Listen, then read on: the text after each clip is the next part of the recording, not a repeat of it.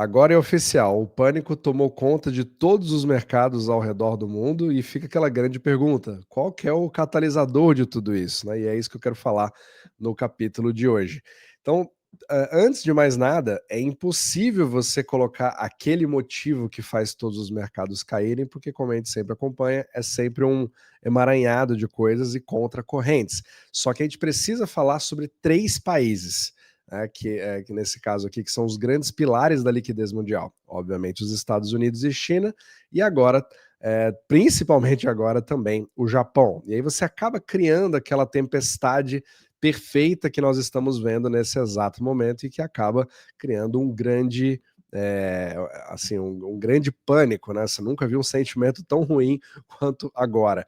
Então, a SP500, ela vinha inicialmente, pelo menos na sessão de hoje, eu estou gravando aqui na quinta-feira, com uma certa alta, um certo ânimo. Teve os resultados da Nvidia, teve números do emprego americano que são bons e ruins ao mesmo tempo, e aí gerou uma certa euforia, só que agora você teve uma reversão completa, literalmente nós estamos caindo, né, despencando nesse exato momento, e você vê até ninguém conseguindo explicar exatamente, porque não teve assim uma grande notícia que foi o catalisador dessa queda. O que eu quero te dar aqui são várias pequenas peças para que isso possa te ajudar na sua análise nesses três países. Então vamos começar aqui pelos Estados Unidos. A gente teve agora recentemente o anúncio, né, da parte do emprego americano, onde a boa notícia, entre aspas, foi que no relatório de setembro, que veio atrasado por conta do shutdown, você teve o acréscimo ali de 119 mil postos de trabalho e teria sido acima da expectativa de 53 mil, ok? Isso foi, inclusive, bem vendido ali pelo Trump. Por outro lado, você teve a subida da taxa de desemprego, né, em 0,1%, então saiu, estava ali, a expectativa era 4,3% e ela foi para 4,4%, certo? Agora, só isso não seria o suficiente para você ter um certo problema, e inclusive isso seria uma notícia bullish, porque se você se você tem ali a expectativa de que o Fed precisa cortar juros e ele está olhando para o desemprego, más notícias significam boas notícias para o mercado, certo? Lembrando sempre essa desconexão entre esses dois mercados. Então, bad news is good news. Nós queremos uma notícia bullish e recebemos, e talvez isso tenha ajudado bastante. E aí, para dar mais lenha na fogueira ainda, aqui o Joseph Wang, né, o Fed Guy, que é um cara que trabalhou no Fed, eu gosto muito do conteúdo dele também, ele mostrou que nas revisões que foram feitas, na verdade, esse ano nós tivemos 2 meses de contração, né, no crescimento ali de empregos, ou seja, mais bullishness ainda, digamos assim, só que, obviamente, teve essa grande reversão. Agora, olha que interessante essa parte sobre as probabilidades de corte do Fed. Mas antes de mais nada, se você gosta desse tipo de conteúdo, né, sobre mecânica monetária, como que funciona a liquidez do mundo, para onde como ela permeia, né, ao redor do mundo e ao mesmo tempo como que ela influencia nos seus investimentos, eu tenho esse Substack onde você pode ver todos os vídeos, inclusive como esse que você está vendo aqui, tanto pelo YouTube quanto no Substack, mas no Substack zero propaganda. Você também pode ver os gráficos que eu uso e poder ler também em forma de artigos. E para os membros eu tenho a Universidade Omnimacro, onde a gente entra em detalhes exatamente o que acontece, né, na mecânica monetária do mundo, que eu faço todos os fins de semana, e você também pode acompanhar o nosso portfólio, né? Membros podem ver aqui exatamente a nossa alocação, mas você também pode seguir os nossos resultados ao vivo, né? E aqui essa parte aqui é totalmente gratuita, então todos os links aqui na descrição abaixo. Então, vamos agora para a probabilidade do Fed para dezembro. Dá uma olhada, que interessante ficou isso aqui, porque isso aqui tudo aconteceu hoje.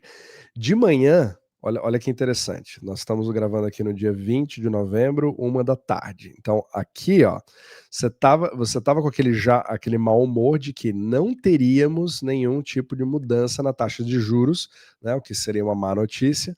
E aí, quase às 7 horas da manhã, pulou mais ainda, né, foi para 76 e agora já teve uma boa reversão novamente e ela já caiu aqui, para você ver como que tem uma grande sensibilidade em relação ao que o Fed vai de fato fazer em dezembro, porque será que ele vai agir em cima, né, da informação que foi dada atrasada de setembro, mas vai fazer sentido para uma decisão que só vai acontecer em dezembro, sendo que nós não teremos o relatório de outubro, percebe? Isso tudo está baseado naquele grande vácuo que eu expliquei no capítulo anterior. Se você não acompanhou, eu coloquei ali todas essas estrelas alinhadas, né, que acabam criando ali essa tempestade perfeita para imprevisibilidade, falta ali de coordenação no Fed. E nesse exato momento que você está vendo esse banho de sangue, você vê o Bitcoin derretendo, você vê a SP500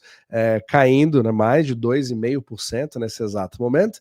Até o ouro está caindo, só que dá uma olhada quem chama atenção. Olha os juros de 10 anos dos Estados Unidos, já voltando a ter uma queda bastante interessante nesse exato momento, uma reversão, voltando para 4,1% ao ano. Então, juros caindo significa que você está buscando por segurança, buscando por liquidez e eu sempre gosto de repetir, né? Porque quando esses juros sobem, significa que a dívida americana não é mais confiável, todo mundo está largando, só que na hora do pânico mesmo, que você vê as coisas acontecendo, já a história já é um pouco diferente, né? Se você der uma olhada aqui, até para atualizar, porque realmente está um banho de sangue.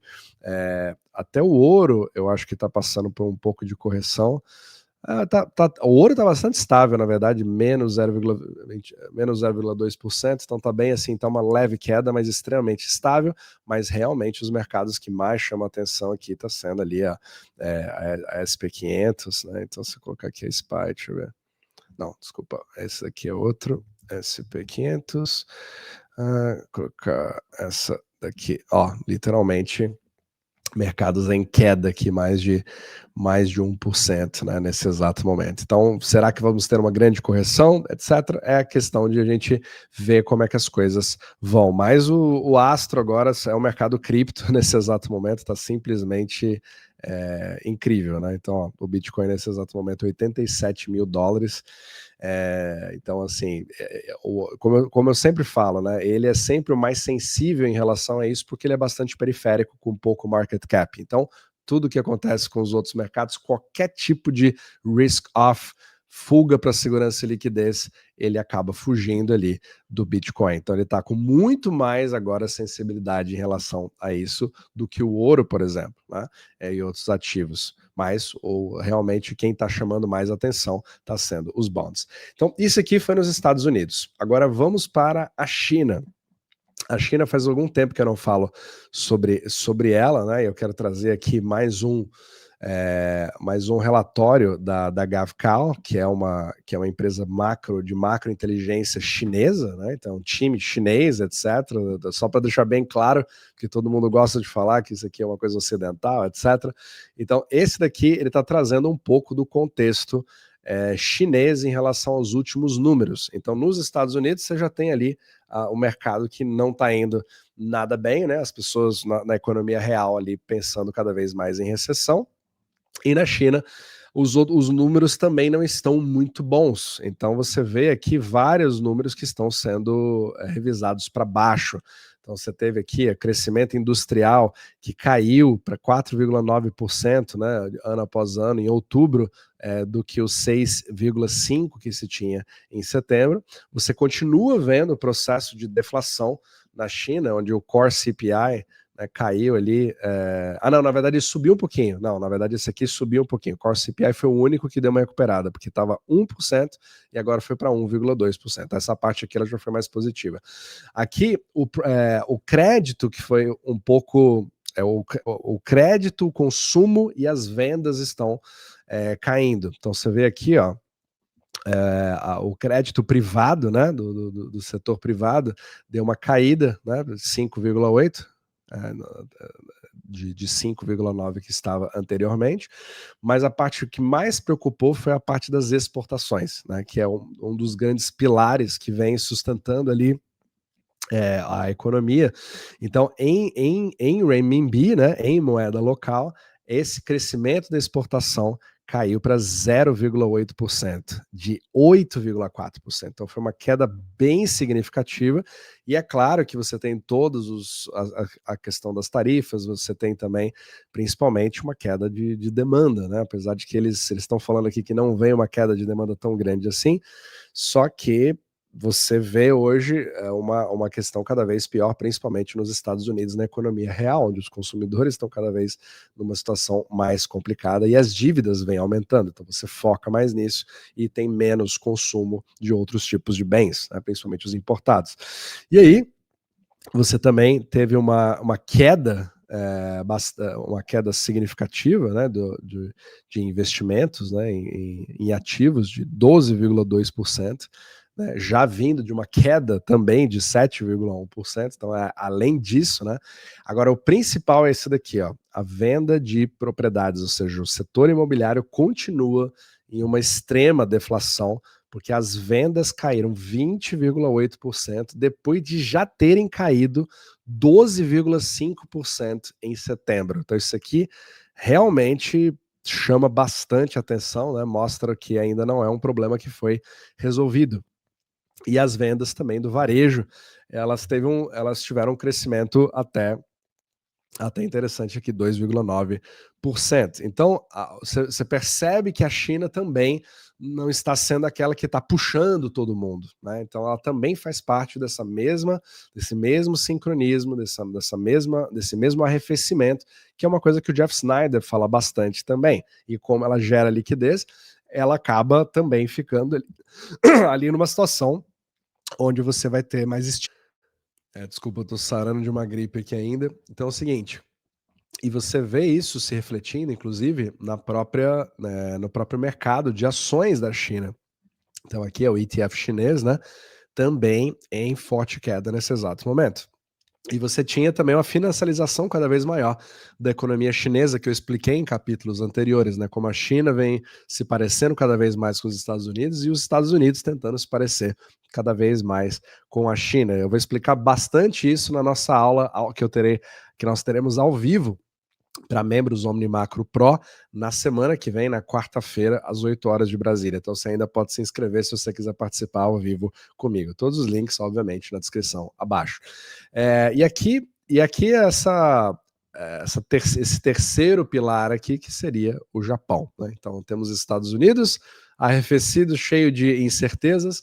Você tem a China também, com um bom arrefecimento, e aqui vem o Japão praticamente no caos, aumentando mais ainda o pânico, né? Porque nós estamos diante de um cenário onde o iene está passando por uma desvalorização quase vertical nesse exato momento. Está todo mundo agora voltou à moda o famoso carry trade japonês, que vai derrubar o mundo, e talvez já seja isso, né? Então foi o que é o reverse carry trade que está derrubando todos os mercados ao redor do mundo, e isso vai criar um colapso mundial. Mas, como eu explico nesse podcast, as coisas não são bem assim, apesar de que, com certeza, você tem movimentos de tensão que atrapalham sim o carry trade. Na verdade, alguns atrapalham, outros inclusive ajudam. Eu explico. Então, primeiro, a gente tem que ver os juros do Japão. Então, se você pega aqui, principalmente os de longo prazo, né, que são os que mais chamam a atenção, etc. Então, eles continuam batendo as máximas históricas, certo? Você vê aqui que os juros ali subindo dessa forma é uma coisa totalmente contra todo o histórico que nós tivemos no Japão até então. E você também sugere de que os juros aumentando criam um problema de você pegar dinheiro barato no Japão, né? É o fim da era do dinheiro gratuito para fazer justamente o carry trade. Quanto mais você aumenta esse custo, menos você consegue alavancar para comprar dólares para poder se expor nos mercados como SP500, né? Então, esse é o famoso carry. E sempre que você vê uma queda grande dos mercados, isso até é uma coisa que o Brent Johnson explica muito bem, é sempre algum tipo de carry que está dando errado. Não significa que seja necessariamente do Japão. Você tem carries do mundo inteiro. Você tem carry da China via Hong Kong, tem carry da Europa, tem carry do Brasil, tem carry de tudo quanto é lugar. Só que com certeza esse é um dos maiores do mundo, né? O maior do mundo é o próprio dólar, onde usa os Estados Unidos para poder reciclar tudo isso. Mas qual que é a grande questão aqui? Os juros aumentando, realmente eles são ruins. Mas quando você tem essa curva subindo, principalmente com toda a narrativa do Banco do Japão de normalização, isso é uma coisa desejada, né? Eles não estão intervindo agora, mas começaram a falar sobre esse assunto de talvez tentar fazer isso, porque estão começando a olhar mais de perto para ver se isso acaba criando sérios problemas. Geralmente, você tem aquele pensamento automático, não, mas se os juros estão subindo, você atrai mais capital para o Japão, você tem um problema ali de retrair o carry trade, você tem que repatriar esse dinheiro, e aí o iene se fortalece. Só que não é o que está acontecendo, né? Quando você volta ali para o iene, você percebe que ele está literalmente se desvalorizando ao mesmo tempo que os juros estão subindo, para você ver que são sempre contracorrentes. Então você tem o risco que o país tem, você tem as medidas que são as expectativas em relação à inflação que você vai ter depois disso, porque você tem um novo governo que entrou dizendo que vai fazer uma bomba de estímulos, né? Make Japan Great Again, né? Com a Sanai Takaichi, né? E você fica naquela, os juros que eu preciso agora tem que ser mais altos. E o BOJ ainda não decidiu se ele vai voltar a subir, se ele vai ficar parado. Então, você meio que cria o mesmo tipo de incerteza que você tem nos Estados Unidos agora, com vários buracos de CCC, né, em relação aos juros, e essa incerteza se reflete na desvalorização do iene, né, que cria fuga de capital até que decida o que vocês querem fazer. O banco do Japão já não sabia o que ele queria fazer. Aí a Sanai Takaichi está querendo mudar uma série de coisas. E ainda tem um outro porém. Ainda existe uma grande briga entre o Japão e a China, depois de todas aquelas discussões de Taiwan. Então não dá mais para ver macroeconomia como simplesmente esses números, esses gráficos, para você chegar a uma conclusão específica. Você vai precisar ficar cada vez mais ligado em geopolítica, em todas essas questões nacionais, porque realmente o panorama está mudando completamente. Então, você junta tudo isso, você cria ali problemas no turismo, chineses que cancelaram viagens para ir para o Japão, uma série de coisas.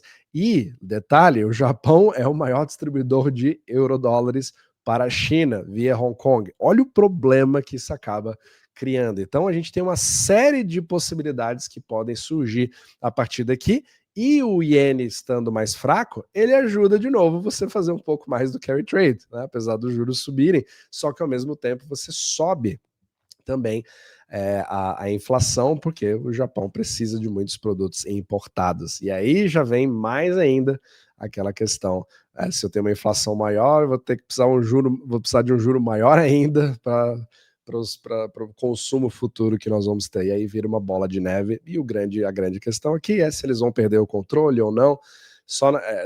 Não é uma situação confortável, só que ao mesmo tempo, né, a gente não precisa ficar com aquela coisa de tudo vai desabar de uma hora para outra. Então é sempre importante tentar ver com bastante calma, principalmente se você tem ali o pensamento de longo prazo. Então, eu fiz um capítulo bem mais longo, acredito que no Brasil vocês estão ali no meio do feriado nesse exato momento, então quero desejar um excelente fim de semana a todos, mas realmente esses três pilares agora, todos ao mesmo tempo, estão criando ali uma série de furos, né, que vão fazendo com que a liquidez fique de fato praticamente impossível de prever.